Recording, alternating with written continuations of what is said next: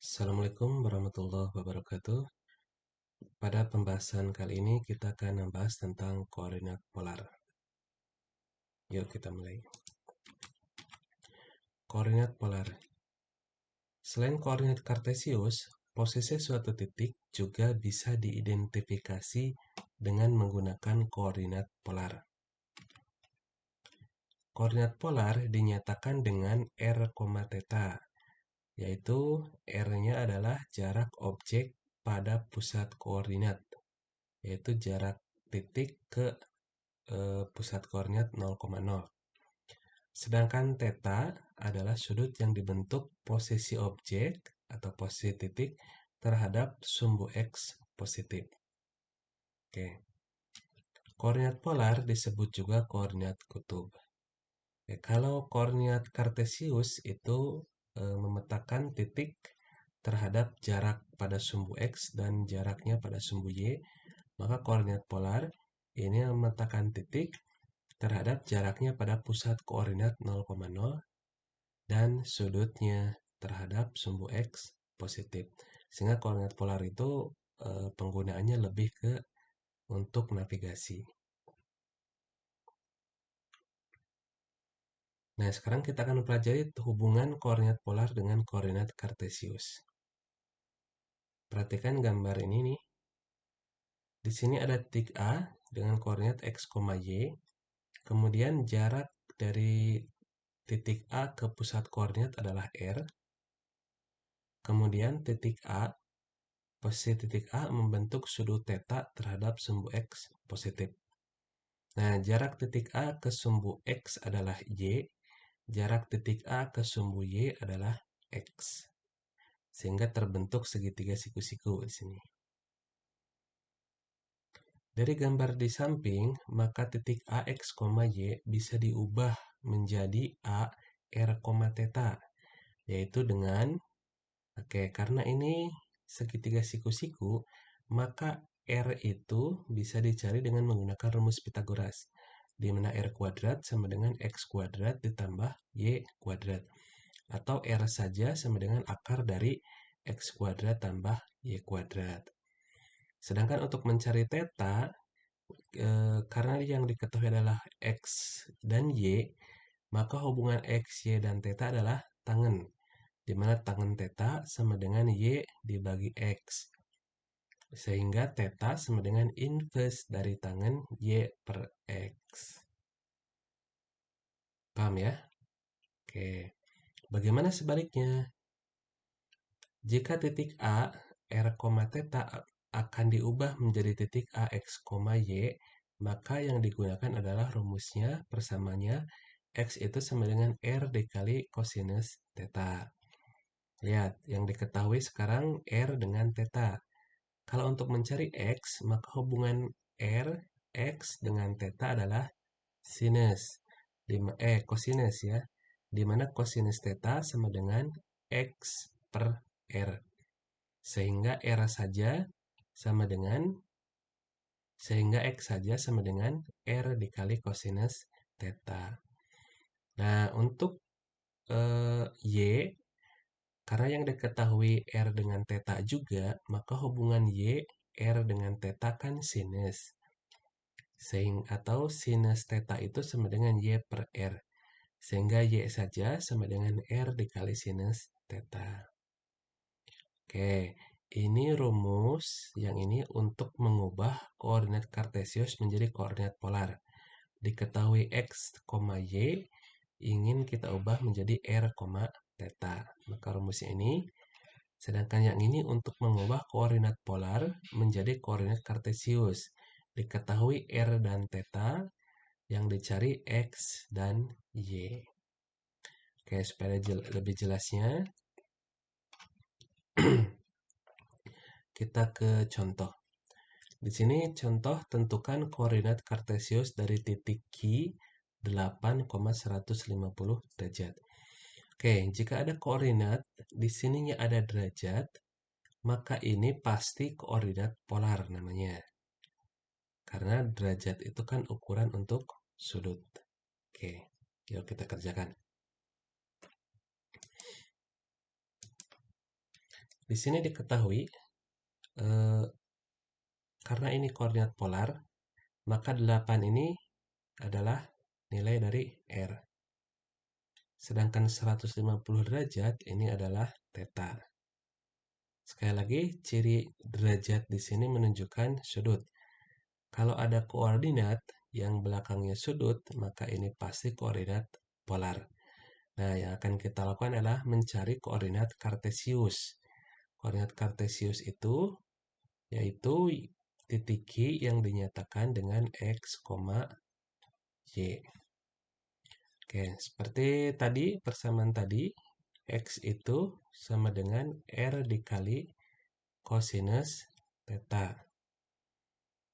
Sedangkan Y itu sama dengan R dikali sinus theta. Oke, kita kerjakan satu-satu. Yang pertama X, R dikali kosinus theta. R-nya 8 dikali kosinus theta-nya 150 derajat. Oke, kita kotret di sini. Kosinus 150 derajat. 150 derajat itu ada di kuadran 2. Sehingga rumus yang kita gunakan adalah kosinus 180 derajat dikurangi berapa? Supaya jadi 150. Dikurangi 30 derajat. Maka ini sama dengan kosinus 30 derajat. Karena kuadran 2, kosinus di sini bernilai negatif. Karena di kuadran 2 yang positif kan hanya sinus. Maka ini sama dengan negatif setengah akar 3. Maka tinggal kita masukkan. Ini menjadi 8 dikali negatif setengah akar 3. 8 kali min setengah, min 4 akar 3. Ini X-nya. Ini sudah kita pelajari di video sebelumnya tentang perbandingan trigonometri di berbagai kuadran. Oke, kita lanjut untuk mencari Y, yaitu R dikali sinus theta. R-nya 8 dikali sinus 150 derajat. Sama dengan 8 dikali, ya kita kotret. Sinus 150 derajat. Kuadran 2 ya sama, maka ini juga sama, berarti 180 dikurangi 30 derajat. Sama dengan sinus 30 derajat. Sinus di kuadran 2 itu positif, maka langsung ini sama dengan sinus 30 derajat adalah setengah. Maka ini 8 dikali setengah. 8 kali setengah, 4. Sehingga koordinat titik Q, kalau kita nyatakan dalam koordinat kartesius X, Y, maka koordinatnya menjadi min 4 akar 3,4.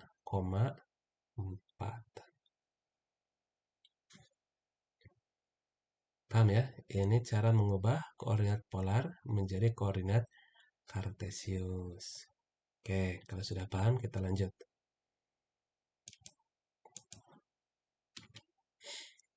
Nah, sekarang kita akan lakukan sebaliknya, yaitu mengubah koordinat kartesius menjadi koordinat polar.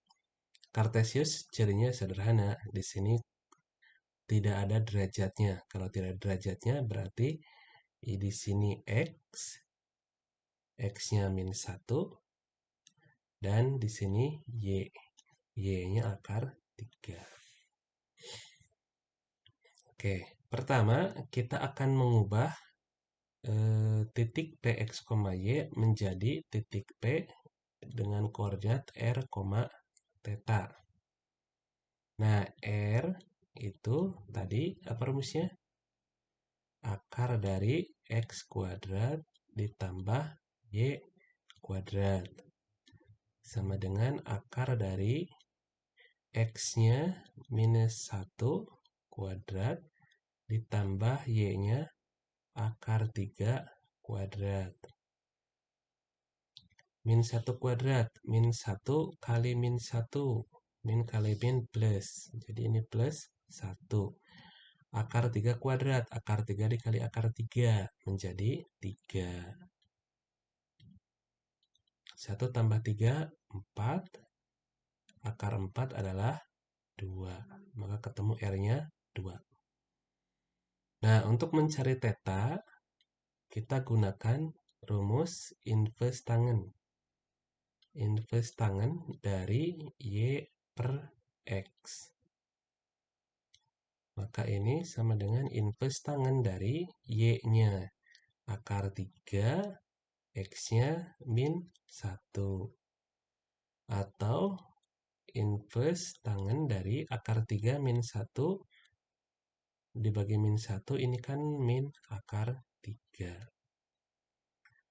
Nah, pertanyaannya sekarang, tangen berapa yang nilainya min negatif akar 3?